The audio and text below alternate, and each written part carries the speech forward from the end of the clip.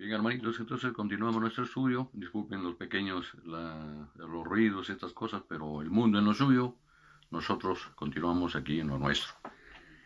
Bien, eh, cerramos nuestra primera parte precisamente con la resurrección de nuestro Señor Jesucristo. Hay bastante testimonio, tenemos ahí en las Sagradas Escrituras. El Señor fue visto en más de 10 ocasiones, ¿no es cierto?, entre los discípulos, primero cuando fueron a visitar la tumba vacía con María Magdalena y la otra María, bueno, y hasta con los discípulos, casi todos ellos ahí en el aposento alto. Bien, ya este es un tema que ya felizmente lo conocemos todos, pero recordemos también lo importante de la conexión, como repetí hace un momento, sobre tanto el libro de Mateo como el de Lucas, ¿no es cierto?, con el libro de los Hechos. Eh, Vemos pues que el libro de los Hechos también tiene 28 capítulos como el Evangelio de Mateo. Muy bien. Y precisando y haciendo una síntesis de este maravilloso estudio, vemos que el libro de los Hechos, aunque algunos eh, tienen algunas opiniones respecto a que no debió llevarse así, llamarse, no como el libro de los Hechos, sino como la obra la continuación de la obra del Espíritu Santo, ¿no es cierto? O los Hechos de los Apóstoles. Pero no vamos a entrar en mayor detalle, sino más bien vamos a aprovechar el tiempo de la mejor manera para sacar lo más importante de la enseñanza, ¿no es cierto? Bien, entonces tenemos que en el libro de los Hechos, desde el capítulo primero hasta el capítulo 9, tenemos desde el inicio, digamos, de la promesa del Espíritu Santo. Recuerden, el Señor, eh, antes de su ascensión, les pidió que se quedasen en Jerusalén, ¿no es cierto?, hasta que recibieran eh, al Espíritu Santo de acuerdo a lo que el Padre les había ofrecido y él mismo les había manifestado. No es cierto de que no iban a estar solos, sino que íbamos a disfrutar todos de su compañía hasta la segunda venida de nuestro Señor Jesucristo, y así lo sabemos nosotros. Y así lo creemos, por supuesto. Entonces tenemos que desde la promesa del Espíritu Santo hasta el capítulo 9 del libro de los Hechos, que he referido al tema de la conversión de Saulo, el personaje, digamos, central a partir de este momento hasta el final del libro de los Hechos. Entonces esto podríamos resumirlo de la siguiente manera. El versículo 1, el capítulo 1, versículo 8, creo que resume de la mejor manera el contenido de esta primera parte, ¿no es cierto? Que tenemos aquí, dice, pero recibiréis poder cuando haya venido sobre vosotros el Espíritu Santo, y me seréis testigos en Jerusalén, en toda Judea, en Samaria, y hasta lo último de la tierra. Aquí de manera sucinta y muy bien explicado aquí en el libro de los Hechos, todo el contenido, digamos, que encierra este primer tramo respecto a la formación de la iglesia primitiva. Ya el Señor, por medio de su Espíritu Santo, operando aquí, formando al instrumento que va a ser el encargado de llevar el mensaje a todas las naciones. Veamos la grandeza de la obra de nuestro amado Padre Celestial. Ya el Señor, por medio de su Espíritu, dando forma al instrumento. Ese instrumento es la iglesia, que es de la que somos parte todos los creyentes, todos los hermanos en la fe en Jesucristo. Ya el Señor obrando aquí de una manera maravillosa. Entonces recordemos, como dije hace un momento, ya el Señor Jesucristo les había anticipado a sus discípulos que no iban a quedarse solos, que Él iba a enviar el Espíritu Santo de su Padre, quien los bautizaría con fuego. ¿No es cierto? Entonces los discípulos permanecen ahí en Jerusalén.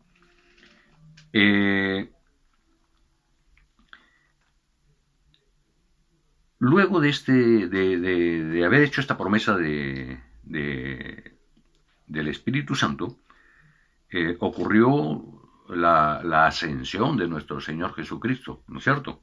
Esto ocurrió ahí en el Monte de los Olivos. Ahí estaban los discípulos, habían más de 500 o 1000 personas probablemente ahí en el Monte de los Olivos, todos discípulos del Señor, todos creyentes, y vieron como el Señor empezó a elevarse, ¿no es cierto?, hasta que fue alcanzado por una nube y fue llevado, como estaba profetizado, a la diestra de Dios Todopoderoso, a la diestra del Padre. Se hicieron presentes unos ángeles del Señor, diciéndole: varones galileos, ¿qué hacéis ahí mirando los cielos? Así, de la misma forma como el Señor ha ido al Padre, así volverá pronto para estar con ustedes. Muy bien, es un hecho que tenemos que destacar porque tiene muchísima importancia. La presencia del Espíritu Santo y los mensajeros del Señor. Muy bien. Mientras esperaban ahí en Jerusalén, los discípulos del Señor, conforme a lo que les había ordenado el Señor Jesucristo, ¿no es cierto?, tuvieron que hacer la elección del sucesor de Judas, del traidor, ¿no es cierto? Entonces, en resumen, fue Matías quien llegó a cubrir ese número, digamos, el número 12, para completar el número de escogidos, de los escogidos del Señor. Esto tiene, asociémoslo al concepto de las 12 tribus. Simbolizaban, esta elección había sido simbolizada por el Señor como para darnos luz de la trascendencia de las 12 tribus de Israel, del pueblo escogido del Señor. Muy bien, entonces es Matías el escogido. Ya han leído ustedes ahí en su Biblia, en casita, cómo se llama, que echaron la suerte, se encomendaron al Señor, ¿no es cierto? Y fue Matías el escogido. Luego ocurre este hecho importantísimo, ¿no es cierto?, que es la venida del Espíritu Santo. Se encontraban en el aposento alto todos los discípulos, ¿no es cierto?, y fuera del aposento también habían más de 100 personas. Y recordemos el entorno en lo que estaba ocurriendo estos acontecimientos. Había muchísima gente todavía ahí en Jerusalén, y de pronto vino un estruendo de proporciones que fue escuchado por casi todo Jerusalén, y la gente se quedó totalmente asombrada, y vieron cómo bajaba lenguas de fuego repartidas y se posaron sobre no solamente los discípulos, sino sobre toda la gente que se encontraba allí. Esto tiene un significado porque es precisamente la promesa del Señor Jesucristo, ¿no?, que serán bautizados con el Espíritu Santo de Dios, ¿no es cierto?, y que recibirían poder, ¿no es cierto?, para tener la energía necesaria para llevar la predicación del Evangelio, como el Señor ya lo había pedido. Ahí hemos visto en el capítulo 28, que es el cierre del libro del Evangelio de Mateo, ¿no es cierto?, de la gran comisión de llevar su palabra, primero en Judea, luego en Samaria, primero en Judea, en Jerusalén, en toda Samaria y hasta lo último de la tierra. Entonces ocurrió este hecho maravilloso, y inmediatamente empezaron a hablar diversidad de idiomas, empezaron a predicar el Evangelio, ¿no es cierto?, hablar del reino de los cielos en las distintas lenguas. Recordemos que habían gente de todas las nacionalidades, gente de Roma, gente de Siria, gente de Arabia, gente del mismo Egipto, gente de Siria y de todas partes. Entonces estaban totalmente sorprendidos. La gente se acercó, dirían, pero qué estruendo, trataban de explicárselo, Y algunos siempre ahí entre los judíos incrédulos y algunos herodianos ahí burlándose, decían, seguramente han tomado mucho mosto, pero la gran mayoría estaba conmovida porque estaban escuchando en sus propias lenguas, escuchando en sus propias lenguas, ahora sé que no había lugar a un montaje ni nada de estas cosas. Esta presencia del Espíritu Santo ya en varias ocasiones vemos cómo se manifiesta, según las escrituras, que empiezan a hablar lenguas, ¿no es cierto?, distintas lenguas. No vamos a profundizar en esto, pero vamos a continuar simplemente con este resumen muy ajustado por las razones que ya expliqué. Y luego, ¿qué ocurrió después de este hecho maravilloso de la venida del Espíritu Santo? Ahí se cumple una profecía ya hecha por el Señor, ¿no es cierto? Cuando le dice a Pedro, recordemos cuando le dice, ¿y tú quién dices que soy yo, Pedro? Le dice un momento antes de la última semana del Señor, le dice, bueno, yo Señor, yo sé que tú eres el Hijo único de Dios. Y el Señor le responde, eh, la única forma de que tú hayas tomado conocimiento de esto es porque mi Padre te lo ha revelado. Esto no viene de carne, esto viene de mi Padre quien te lo ha revelado. Y efectivamente, Pedro vio la gloria de Dios y le fue revelado esto. Y entonces, en razón de esto es que el Señor Jesucristo dice, bueno, sobre lo que tú has expresado, sobre esta gran verdad, sobre esta piedra, construiré mi iglesia. Pero ya sabemos qué connotación, qué sentido es el verdadero, el que le da el Señor, ¿no es cierto? Que es el que estamos tocando en este momento, que iba a ser Pedro, ese es el significado exacto, iba a ser quien iba a iniciar la predicación del Evangelio. Ocurrido así, tan pronto recibieron el bautismo por el Espíritu Santo, fueron llenos de poder y Pedro es el que inicia el primer discurso de Pedro. Inicia su primer discurso, ¿no es cierto? Ahí en Jerusalén, y son convertidos así de manera inmediata 3.000 creyentes.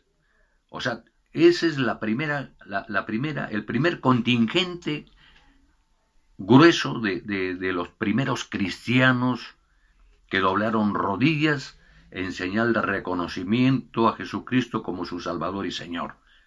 Porque fue la primera predicación del Evangelio de boca de Pedro, ¿no es cierto?, cumpliéndose esa profecía del Señor hace poco, y ahí fueron convertidas las primeras 3.000 personas. Así es, hermano.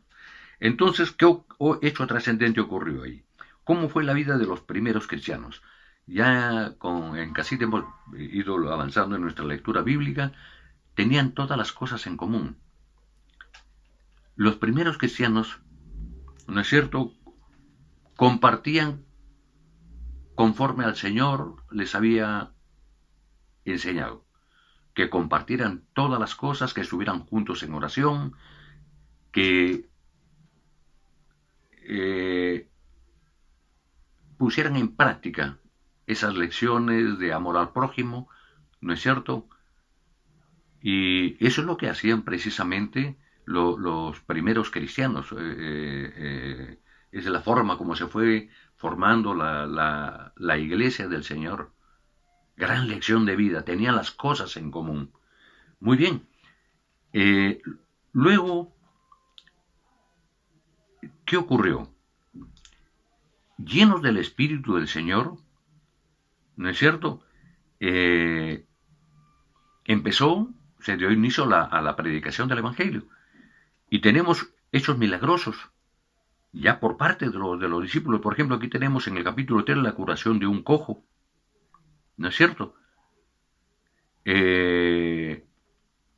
gente muy sorprendida. Era un cojo de nacimiento, ¿no es cierto? Estaba Pedro y Juan y lo levantaron.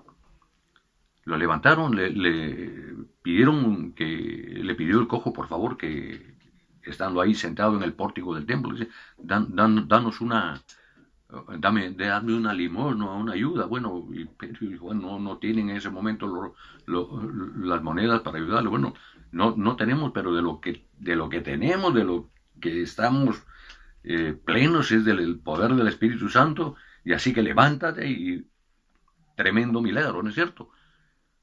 Se levantó el cojo y fue sanado. Este milagro sorprendió a muchísima gente, porque mucha gente lo había visto durante años a este hombre, a este mendigo ahí pidiendo caridad. Muy bien, miren estas cosas tan maravillosas, hermanos. Entonces, luego tenemos aquí eh,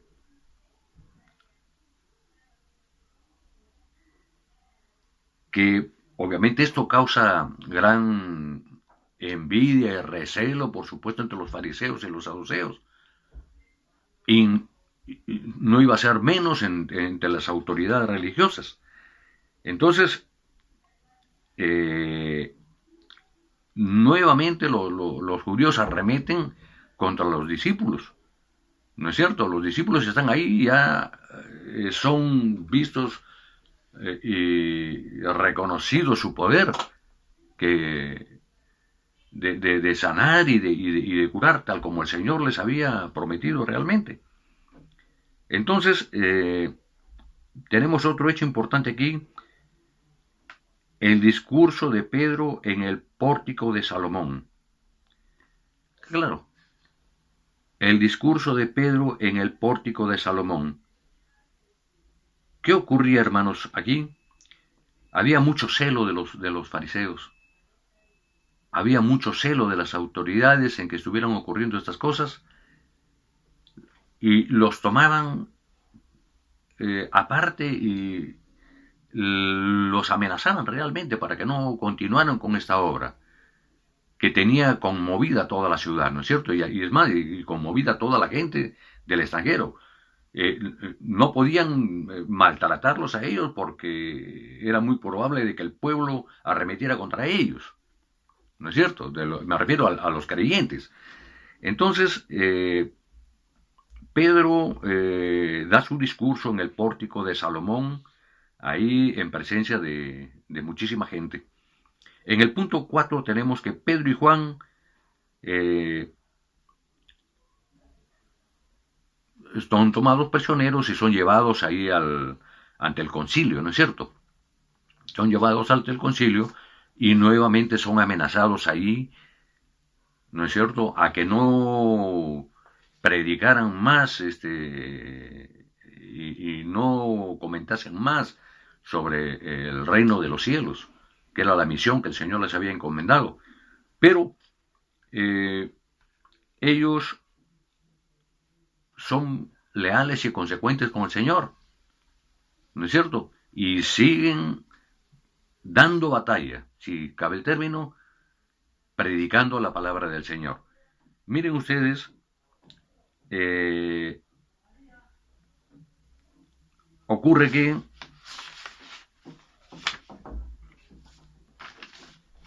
parados en el pórtico, ¿no es cierto?, ahí en el pórtico de Belén, y tomados del cojo que recién habían sanado Pedro y Juan, siguen con la predicación de la palabra, ¿no es cierto? Y ocurre un hecho realmente trascendente. Muchísima gente volvió a doblar rodillas y a reconocer a Jesucristo como el Señor y Salvador de sus vidas. Esta vez se convirtieron 5.000 personas más. Ya hay un contingente de más de 8.000 creyentes. Y el celo de los religiosos se enciende una vez más. ¿No es cierto? Así nos relatan las Escrituras. Entonces tenemos ahí la conversión de 5.000 personas más. Aquí hay una expresión de Pedro, ¿no es cierto?, que dice: ¿creen ustedes, autoridades del templo, que es necesario obedecer a Dios antes que a los hombres? Una expresión que dejó sin respuesta a sus detractores. ¿Creen que es necesario obedecer a Dios antes que a los hombres? Muy bien. Entonces, pasamos aquí luego al, al pedido de los creyentes, ¿no es cierto?, que piden confianza y valor, ¿no es cierto?, a todos los hermanos cristianos, porque está ocurriendo realmente una, una gran persecución contra estos primeros cristianos. Entonces, hermanos, esa confianza y ese valor es el que nosotros tomamos como lección para nuestros momentos en que a veces tenemos que dar también esa gran batalla por la predicación del Evangelio. No es cosa fácil, ya nosotros tenemos, todos hemos pasado experiencias en nuestra misión de llevar la palabra, nos encontramos a veces con cosas inauditas, pero no olvidemos que es el Señor el que está haciendo su obra por medio de su Espíritu Santo y realmente no debemos tener temor, tenemos que tener una fe cerrada y consecuente con el servicio al Señor. Luego comentábamos que todas las cosas las tenían en común los hermanos ahí, ¿no es cierto? Ahí estaban los apóstoles, ¿no es cierto?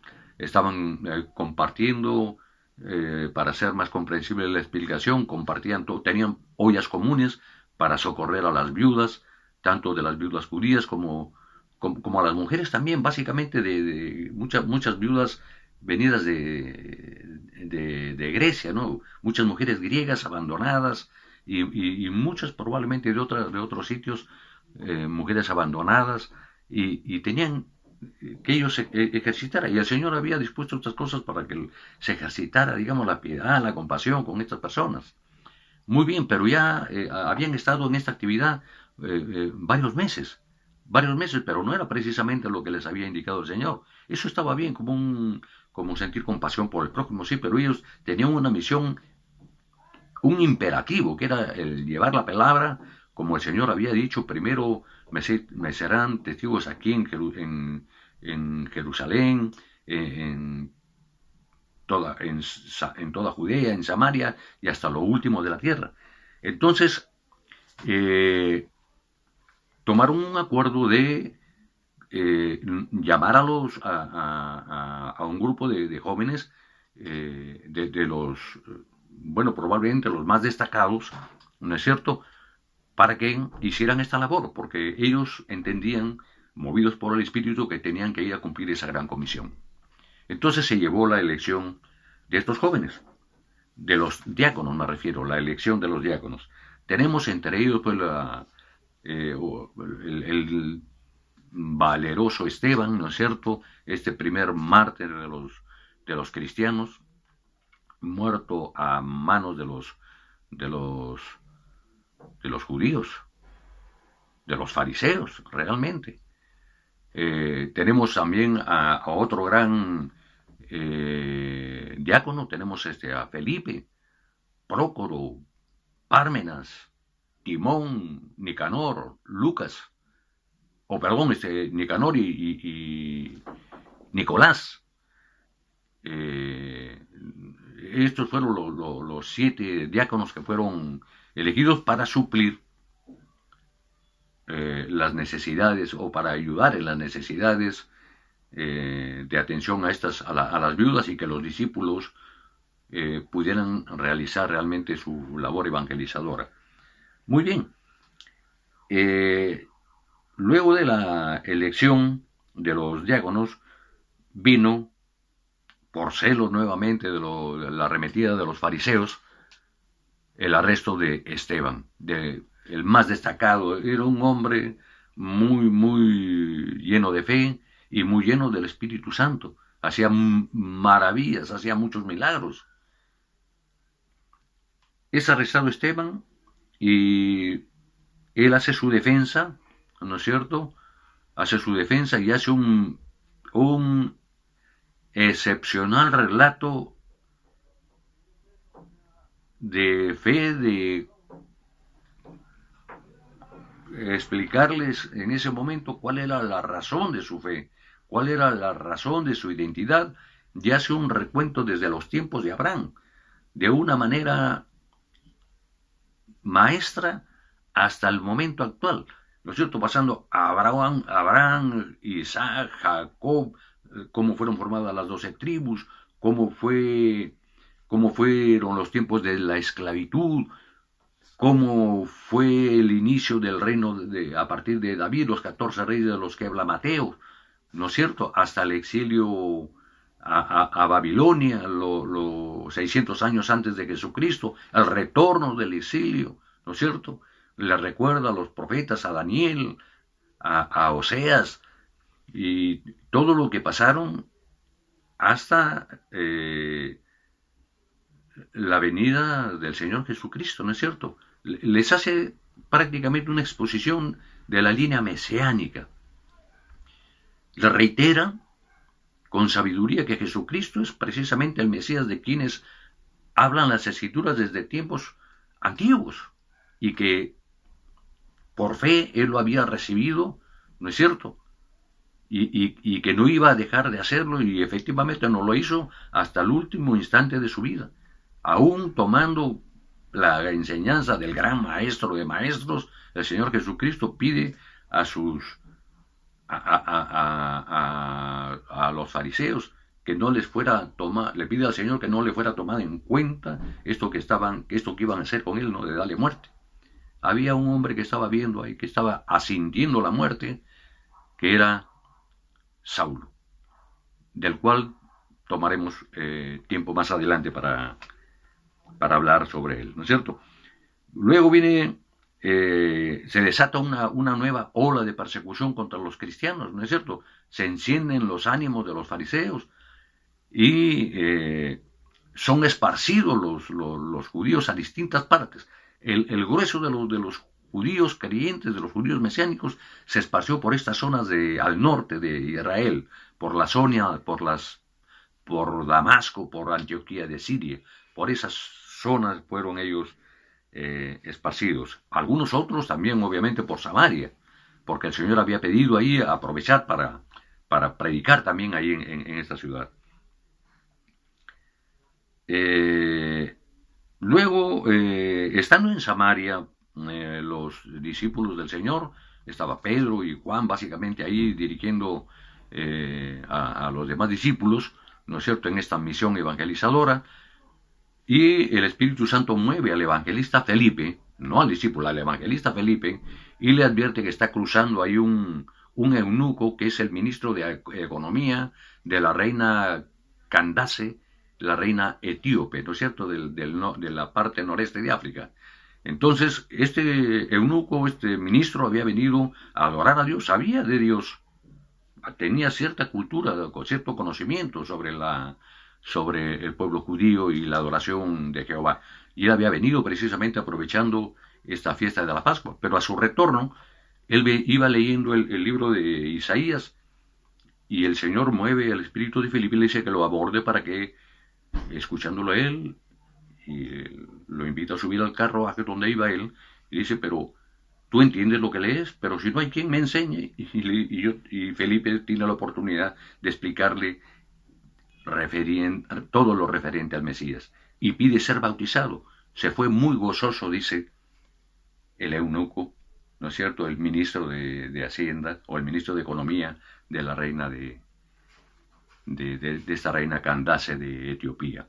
Se fue muy gozoso, tiene un significado muy importante, porque la única forma de sentir ese gozo es cuando uno recibe al Espíritu Santo, y fue bautizado por el mismo Felipe en un pequeño riachuelo que encontraron allí. Bien, hermanos, entonces aquí tenemos el siguiente paso, que es la conversión de Saulo. La conversión de Saulo, aquí vamos a dejar un pequeño espacio para dar tiempo a ordenar algunos datos aquí, hermanos. Nos vemos en un momento.